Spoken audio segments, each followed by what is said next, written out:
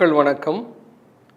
உலக தமிழ் அறிவாளிகளே, சித்தர்களின் அருளால் நலமுடன் பல்லாண்டு வாழ்வோம்.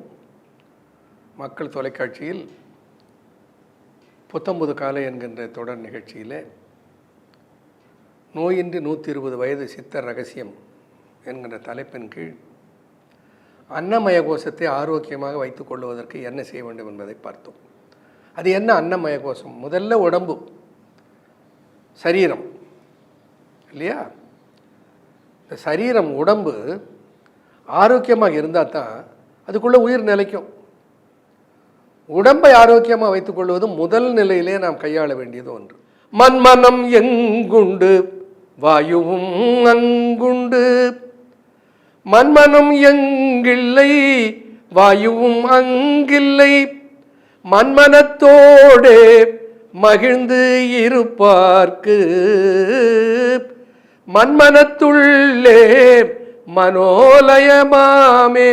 மன்மனம் எங்குண்டு வாயுவும் அங்குண்டு, மன்மனம் எங்கில்லை வாயுவும் அங்கில்லை, மன்மனத்தோடே மகிழ்ந்து இருப்பார்க்கு மன்மனத்துள்ளே மனோலயமாமே. திருமந்திரம் சொல்லுது. எங்க மனம்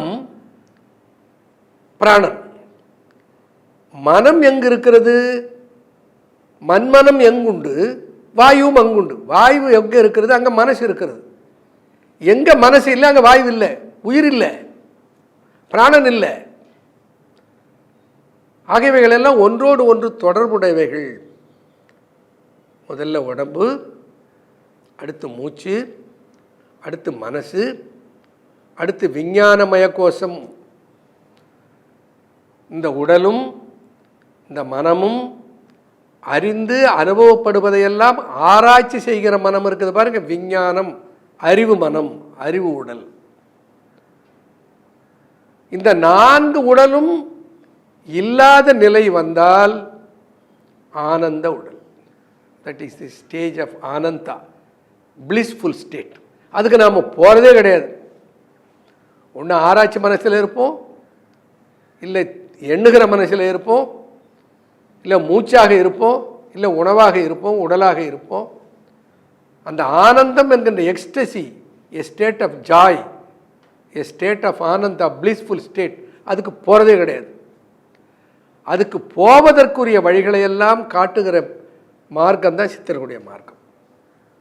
இப்போ உடலை எப்படி பேணுவது என்பதற்கு உணவில் பின்பற்ற வேண்டிய ஒழுக்க நெறிகளை சொன்னேன். இப்போ சில கேள்விகளை கேட்கக்கூடும். குறிப்பாக உணவு சைவமா அசைவமானு கேட்பாங்க. எந்த உணவு சாப்பிட்றது? அது மிக கவனமாக அதற்கு பதில் சொல்ல வேண்டி இருக்கிறது. ஏன்னா சித்தர்களில் சில சித்தர்கள் சைவம் அசைவம் என்று உணவை பாகுபடுத்திய பார்க்கவில்லை. சில சித்தர்கள் கொல்லா நெறியை வகுத்திருக்கிறார்கள். திருமூலர் கூட கொல்லாமையை வலியுறுத்துகிறார், திருவள்ளுவர் கூட கொல்லாமையை வலியுறுத்துகிறார். சிவவாக்கியர் கேட்கிற கேள்விகளை பார்த்தா நமக்கு வியப்பாக இருக்கும். உதிரமான பால் குடித்து ஒக்க நீர் வளர்ந்ததும், உதிரமான பால் குடித்து ஒக்க நீர் வளர்ந்ததும், இரதமாக இருந்ததொன்று 2 பட்டதென்கலாம், மதுரமாக விட்டது எது மாங்கிசம் புலாலதென்று சுதிரமாக வந்தது எது சைவரான மூடரே. ஒரு கேள்வி கேட்பார் சிவவாக்கியர். அதனுடைய பொருளை நாம் சரியாக புரிந்து கொள்ள வேண்டும். சைவரெல்லாம் மூடர்னு பொருள் சொல்லலை.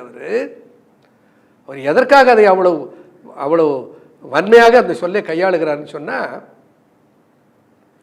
உணவின் பார்ப்பட்டு மனிதனை உயர்ந்தவன் தாழ்ந்தவன் என்று பிரிப்பதை அவர் கடிகிறார். நம்ம உணவு சைவ உணவா அசைவ உணவா எதை எடுத்துக்கொள்வது என்பது நம்ம மேலே திணிக்கப்பட்டது. நம்ம எந்த குடும்பத்தில் பிறந்தோமோ அந்த குடும்பத்தில் எந்த உணவு கையாளப்பட்டு இருந்ததோ அந்த உணவு நமக்கு ஊட்டப்பட்டது, அதை நம்ம கற்றுக்கொண்டோம், அவ்வளவுதான். அதை விட்டுட்டு அவன் சைவ உணவு சாப்பிடுவோன் உயர்ந்தவன், புலால் உண்பவன் தாழ்ந்தவன் என்று உணவின் பார்ப்பட்டு மனிதனை உயர்ந்தவன் தாழ்ந்தவன் என்று பிரிப்பதை சித்தர்கள் ஒத்துக்கொள்ளவில்லை. அந்த கருத்தில் தான் சிவவாக்கியர் சொல்றார், உதிரமான பால் குடித்து ஒக்க நீர் வளர்ந்தது. நீ பால் குடிச்சிட்டு தானப்பா வளர்ந்த, தாய்ப்பால் குடிக்காம எந்த குழந்தையா வளர்ந்தது? அந்த தாய்ப்பால் என்பது என்ன? உதிரம் தானே. உதிரமான பால் இல்லையா? உதிரமான பால் குடித்து ஒக்க நீர் வளர்ந்ததும். இரதமாக இருந்ததொன்று ரெண்டு பட்டது என்கலாம். இரத்தமாக இருந்த ஒன்றுதான் நிறம் மாறி பாலாக மாறியது. ரெண்டானது சிவப்பா இருந்த போது அது ரத்தம், வெள்ளையான போது அது பால். அப்ப நீ சாப்பிட்டது எது? உதிரமான பால். உதிரமான பால் குடித்து ஒக்க நீர் வளர்ந்ததும். இரத்தமாக இருந்ததொன்று ரெண்டு பட்டது என்கலாம். மதிரமாக விட்டதேது மாங்கிசம் புலாலது என்று. மதித்திரமாக அறிவால் ஆராய்ந்து பார்த்து மாங்கிசத்தை புலாலை நீ அறிவால் விட்டது ஏது? அல்ல சுதிரமாக வந்த சுதந்திரமாக ஆகாயத்திலிருந்து குதிச்சிட்டியா நீ? சுதிரமாக வந்தது ஏது? சைவரான மூடரேன்னு கேட்பார். இப்போ சைவரெல்லாம் மூடர்னு அர்த்தம் இல்லை.